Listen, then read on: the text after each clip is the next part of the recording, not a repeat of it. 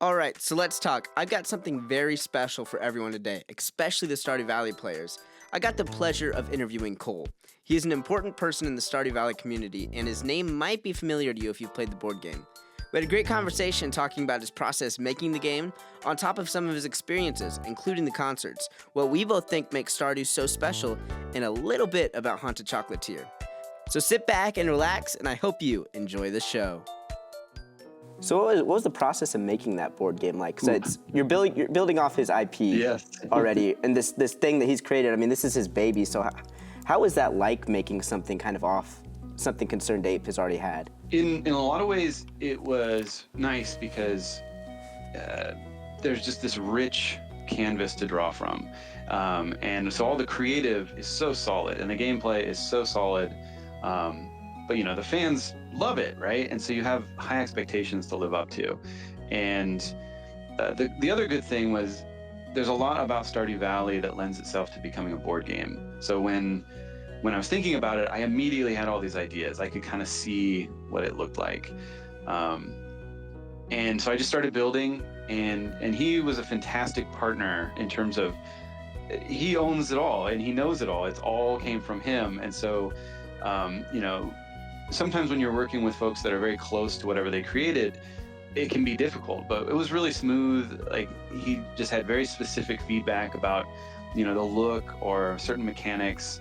And I think because he did everything for Stardew Valley, it really gives him a good sense of mechanics, or how you build things, or how you make things look good, or whether something's fun. So he was a great partner, yeah. That's good to hear. I was like, I imagine that was a little stressful at first, being like, so here's some ideas I came up with. What do you think? Yeah, it's like, I know board games really well, so I felt like, okay, I'm pretty confident about this, but is he gonna like this? My first handful of meetings, they were a bit stressful because you're presenting somebody's own thing to them in a different form, and you're hoping that they like what you did. But as we worked together more and more, it just became more and more fun, and there were some real challenging pieces to figure out, but he has a really interesting sort of ethos, which is be hypercritical of whatever you're working on, but also be super optimistic. And so, you're very specific. You're very much like, this doesn't work, but it's not a failing. It's not a failure. You shouldn't give up. It's okay, it doesn't work. Great. We know that. We're going to fix it. We're going to find the thing. And so you kind of just have this optimism going forward. It's very cool. That's cool that you just look forward, hope that this will work out in the end, and that you got something that's a good product. So what's kind of been your favorite part about working with him? Oh, I feel like I've learned a lot from him. He has a lot of just sort of calm wisdom that he brings to game making. But I think probably my favorite part about being involved with Stardew Valley is we get a lot of messages from people saying, this game really helped me through something, it's really helped me through a difficult time, or it was just very comforting. And so it's almost like this form of therapy for a lot of people. And, making a game is one thing. You make something, people are like, ooh, I'm having fun, that's great. But if they're also healing, or feeling safe, and you feel like you're making the world a little bit better through something you enjoy doing, which is making a game. And I think that's probably my favorite part. So have you got to be pretty close on him while he's making games, or while he's working on something like a Stardew update or the new game Haunted Chocolatier? So it's funny, we don't physically work close together because I'm in San Francisco and he's up in Seattle, but I'm talking with him every day, and mostly my role is kind of like a super support role. So, hey, this thing came in the mail, we need to deal with it. Hey, we need to get some certification, or this thing isn't working, can you call these people or email? I'm trying to be proactive about that. And so I feel like it's just a bunch of different stuff. It's always different every day, and I'm just knocking out blockers so that he doesn't even have to think about it. And that's kind of my role. I'm not actually working directly on Stardew Valley or Haunted Chocolatier. That creatively continues to be 100% him. But I still feel good about like, okay, he doesn't have to worry about this, so he can just do the thing that he's really, really good at, and I do all the other businessy stuff. So I got all your distractions out of the way now. Make us something good, yeah. Yeah, exactly. And I think, creatives need that, because the businessy, logistical sort of, you have to send something in the mail. It can be such a distraction, and it can kind of pull you away from feeling like you can just sit and think and come up with these ideas.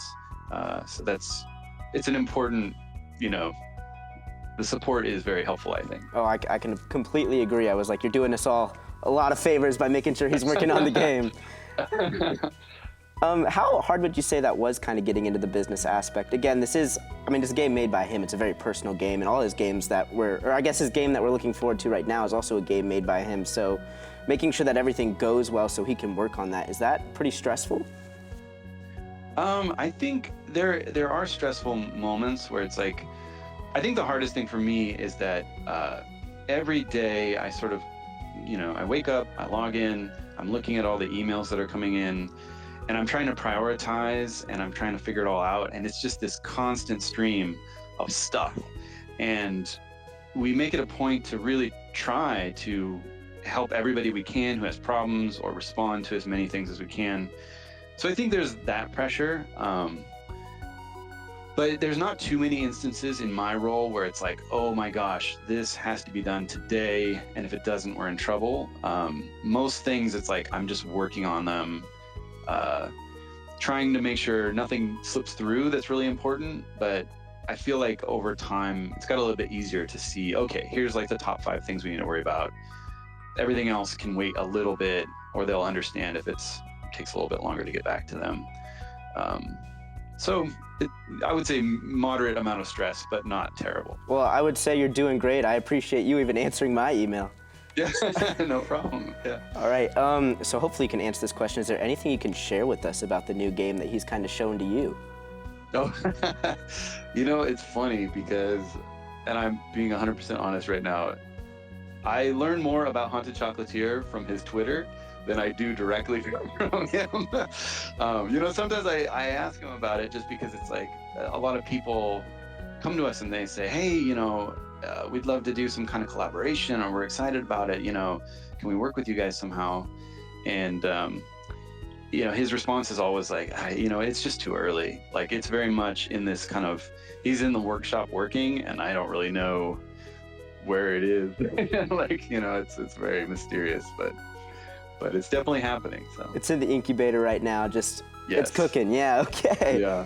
Exactly. So can I ask, since you personally have worked on stuff with him, like the board game, and you've kind of got to see his process, is there something that you personally are looking forward to in this new game, or that you would like to see out of it? I'm just curious. It's interesting because so much of his life for a while now has been Stardew Valley. So and Stardew Valley was like something he learned on in the beginning, how to do this stuff. He was always iterating. And I think it's really interesting when an artist makes a thing and they learn a lot from it, and then they say, okay, now I'm going to make a new thing, and rolling all of their knowledge, their experience, these new ideas, and they get to play in kind of a new space. So I think I'm just as curious as everybody else to be like, ooh, what's it going to be? Like, how much of it is going to feel like Stardew? How much is going to be something new? I just think it's really exciting. So with this being a new game and something exciting, do you think that he's kind of changed it all, with going from the mindset of this is kind of Stardew being his first game that he learned on, to now something that, oh, I've got people actually expecting something really good out of me for Haunted Chocolatier?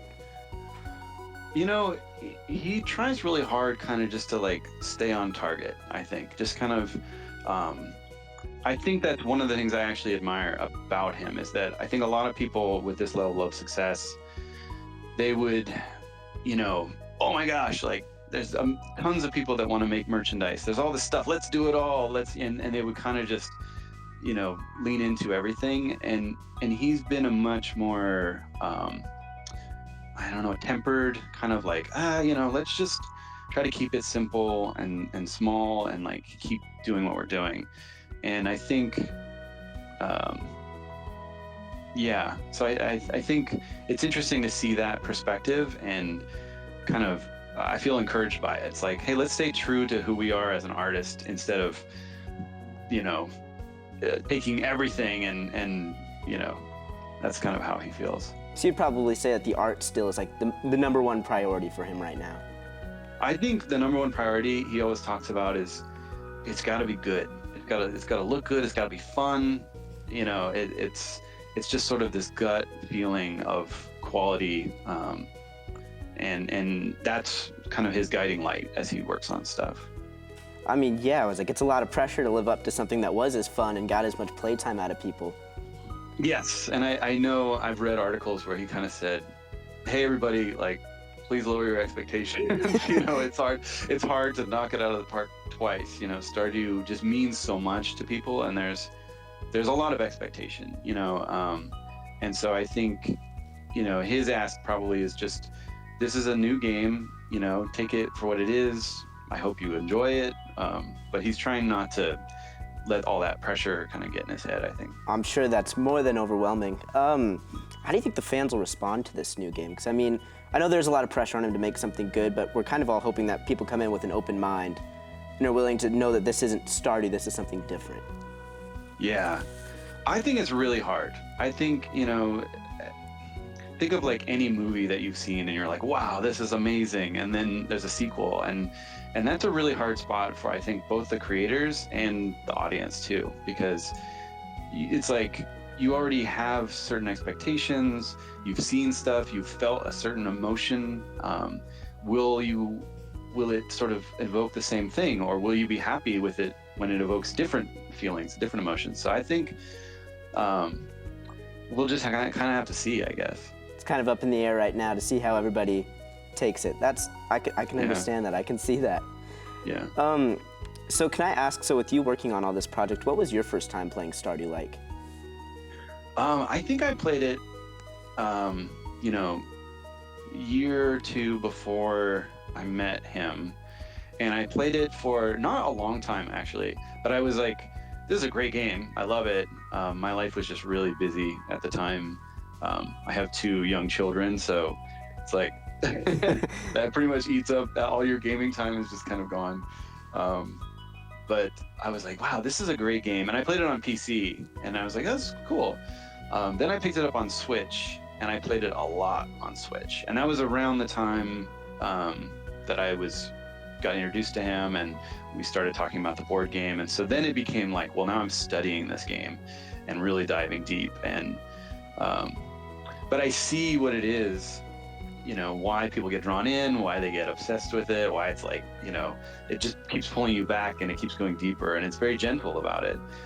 So I don't know, I very much recognize, like, yeah, this is a cool game. I respect you for multitasking the games with the kids. That is, my hat's off to you for that. It's not easy. I feel like it pulled a lot of people in. What about the game do you feel like pulled you into it? So there's different types of gamers, and I very much fall into I think the thing that Stardew does for me is I'm a bit of an explorer. So like, I like to poke around and find things, and see stories play out. And so I think what Stardew does is, it seems when you first play it like a pretty simple, straightforward thing, and then you go, oh wait, there's like these secrets to find. Oh wait, there's new areas to unlock. Oh, there's stories, there's items, there's systems I can build on my farm, and so you just keep kind of going deeper and deeper, and it never feels like it ends. You kind of go, oh, there's still more stuff to find, and I think for me that's the thing that kind of pulls me in. Oh, I completely agree. I think I got the game when it was on sale. I thought it was just a farm simulator. Yes. And then I got into it and I was like, oh no, there's like characters with actual emotions and schedules, and there's an RPG element to it. So yeah, fantastic game. I can't sing my praises enough. It has a little bit for everybody. I think that's, you know, the collector, the fighter, the explorer, the socializer. It's really fun to play multiplayer. So I just think it's kind of like there's a space in Stardew Valley for everybody, and that's and you feel it. You feel like, oh, I can go here and I can be who I want to be, and I can be with other people, and we can do stuff, and I don't have to fish if I don't want to fish. My friend can do that, and you know, that's kind of what makes it work, I think. Okay, I can agree with that. So when you started helping him talking about the game and making the game, would you say that you looked at Stardew any differently?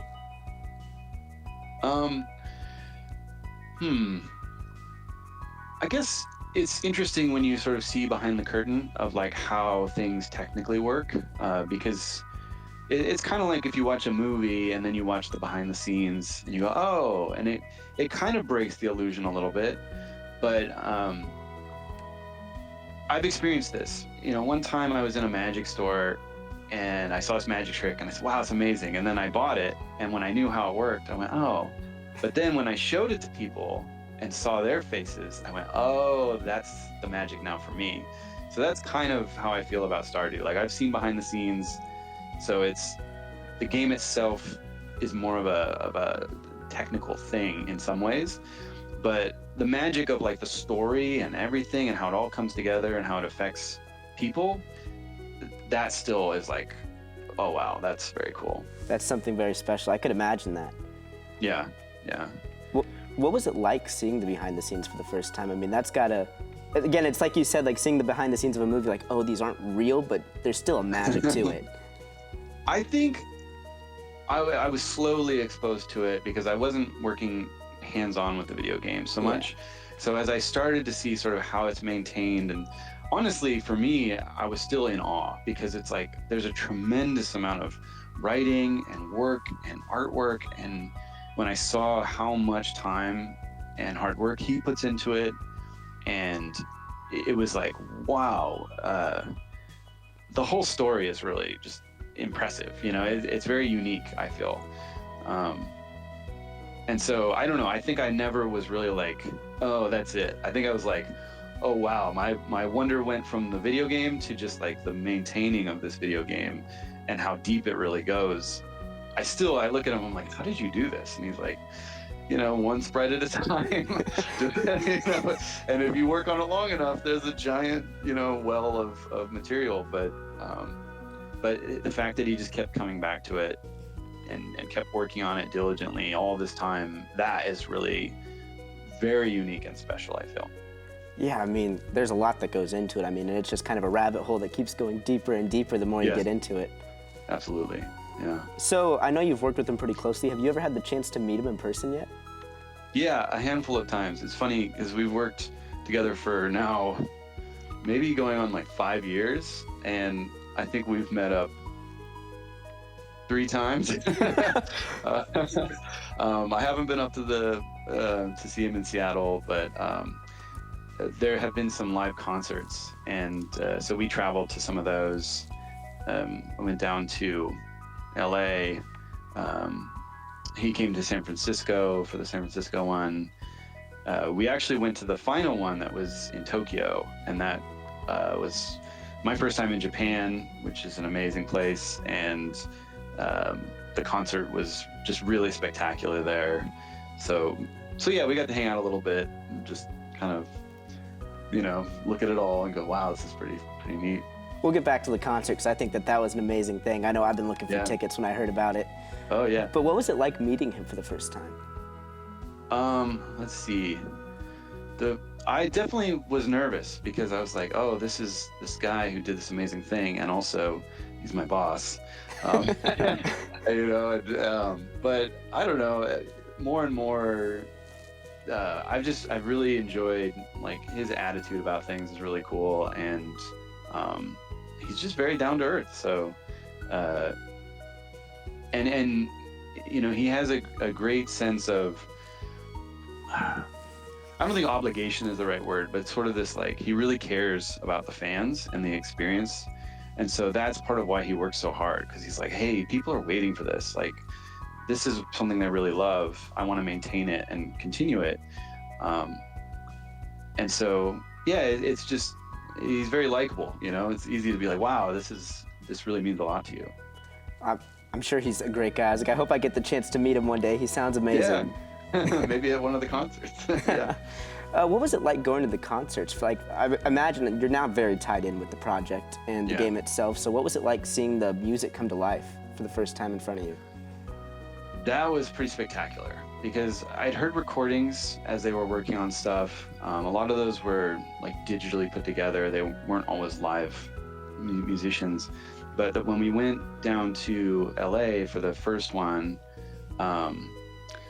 we were sitting there and we looked at the stage and we heard the musicians practicing, and we kind of looked at each other, and I looked at him. I was like, did you ever imagine that the music you wrote would be up here on stage like this? And he's just like, this, I think we were both kind of in awe of this whole thing that had grown up around us. And I've seen the concert a couple times, and there's a couple songs in there that like I get tears in my eyes. I'm like, wow, this is there's something very emotional here, but it's really neat. So you said earlier that the fans kind of have this role in his life. Would you feel like he places a lot of responsibility on making sure that they still stay engaged with everything that he's doing? I think I don't know if he's so concerned about like keeping people engaged. I think he just really loves Stardew Valley. Like, he thinks of it as this thing that he really still feels drawn to. And so he's always thinking, I think he's always getting ideas for like, oh, this could be cool. Like, let me add this in, or the fans would really like this. So I think that plays a part in what he works on. But I think there's also, when I came out of like Facebook and mobile games as a game designer in the Bay Area, and a lot of times in those companies they talk about what's our target audience, like who are we building this for, and how do we build the game that they want. And I asked him that when I was first working on the board game, and he said, let's just make a game we like to play, and if we like to play it, maybe somebody else will like to play it. And I was like, wow, that's such a good way to think of it. And I think he thinks about Stardew the same. He's like, if I think it's really exciting and fun, other people should as well. And so instead of trying to chase what he thinks people want, he really does listen to his intuition. So you said that you've kind of had the chance to work on other games before. How do you feel like that feeling of, if I enjoy it, then maybe other people will enjoy it, is different than everybody else? I think when I was working professionally in some of these companies in the Bay Area, so much of what they're doing is, they're big teams, lots of overhead, very expensive, and they're really zeroed in on like, how do we make this thing make a lot of money? Because that's kind of why they're building those things. In the indie world, everybody hopes that their game sells so they can keep making games. But I think in this space, you have more people who are putting their energy into games because they just love games and they want to make this experience. And the money is kind of a side thing, and luckily with like the success of Stardew Valley, we have that luxury. And so it's like, wow, we can just focus on making the best possible experience for everybody that we can. And we don't need to worry too much about supporting, like, our team is incredibly small, it's a handful of people, versus some of these companies have 50, 100, hundreds of people on a team, and that can get very expensive. So that's kind of the difference. Okay, so you'd say that like having a smaller team actually kind of benefits the quality of this? I think so. In our case, it really depends on a lot of factors. Like, sometimes you need skill sets that you have to hire for. So it's like, if you need a bunch of animators or artists or coders, you need to grow and expand to support whatever project you're making. But in his case, he just did it all by himself. And then he was like, well, I could use a little bit of help with debugging some of this, So it was like bringing in a few people here and there. We kind of have this like very small team of folks who I think each of them wears multiple hats to try to keep this thing going. And simplicity has really been key to the success, I think. Now that you've been so closely tied into the Stardew community, I'm sure you've got to see a lot of cool things, but has there ever been a favorite moment or just a standout moment to you?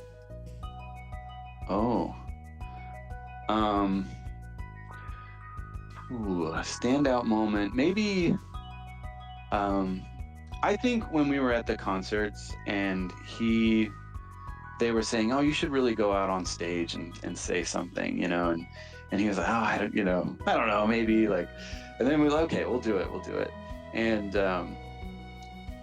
then he went out and people just went, everybody's on their feet, everybody's super excited, and just this roar of like emotion and happiness and excitement and surprise. I think that was really cool to be a part of, to see like, wow, this means so much to so many people, and there he is, the guy who did it, and to see him also getting that response, I think it's well deserved too. So that was a really fun moment. Just to see him get his flowers finally and get the praise he earned.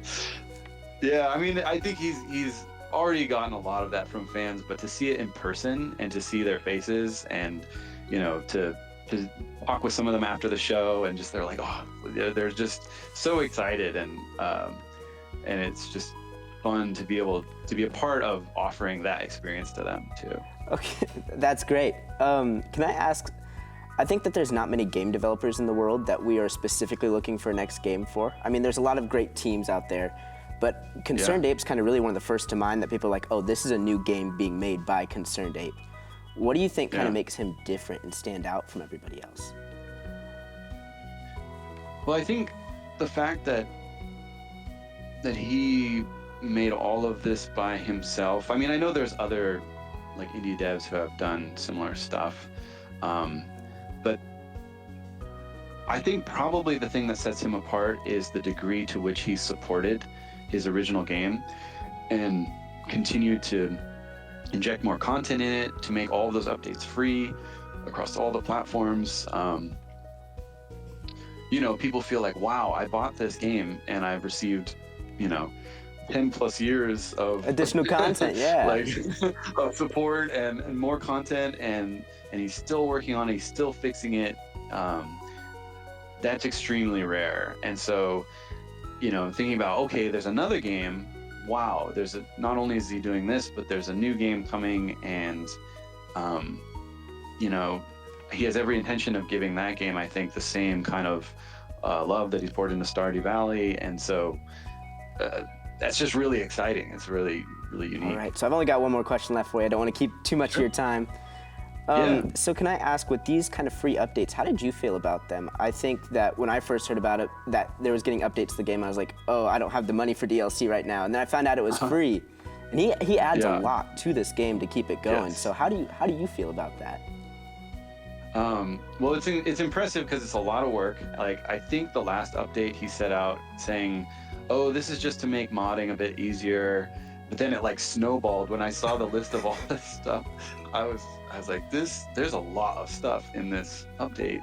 I think it's honestly, it's like the magical thing that kind of keeps Stardew Valley fresh and alive. And I think there's a lot of companies out there that could potentially learn from this, that, hey, if you just invest a lot of love into this as much as you're able to, and you don't try to kind of, nickel and dime and charge for every little thing, like, you could build this really passionate, delighted base of fans who will continue to support you and enjoy your products and talk about you. And, it feels like giving stuff away, but I feel like the return on it, just as a phenomenon, as a game, and the community, like, everybody wins. It's like the fans win, we get to make more game stuff.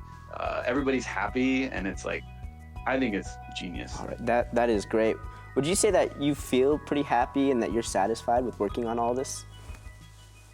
Yeah.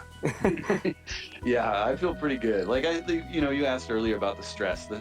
It can be stressful sometimes because there's a lot of, I want to make sure that nothing I'm doing is letting anybody down or slipping through the cracks. But it's super exciting to be a part of this thing, this phenomenon. So I feel very honored and lucky, to be honest. I think you're more than deserving of it after having a nice conversation with you. Thank you very much. So I don't want to keep you for too much longer. So I want to say again, thank you very much for your time. And it means a Sure. lot to me that you've had this conversation with me. And I hope that everyone at home Yeah, this was enjoyed fun. this as much as I did. I was like, it was so great talking to you. So, before we go, I want to thank you guys so much for sticking around to the end. I'd also like to thank Cole once again very much for coming on the show and giving us some of his time for an interview. It means a lot. I think you guys should keep supporting Stardew. It is a fantastic game and some real amazing people are behind it. Sadly, the board game is all sold out, but I will leave the link to the Stardew Valley website in the description below. Before I wrap this up, let me know what you guys think about this. I like the idea of interviewing people behind the games, finding out the story of how our games were made, a little bit more about the developers who make it. As always, thank you guys so much for your time, and I will see you guys next time.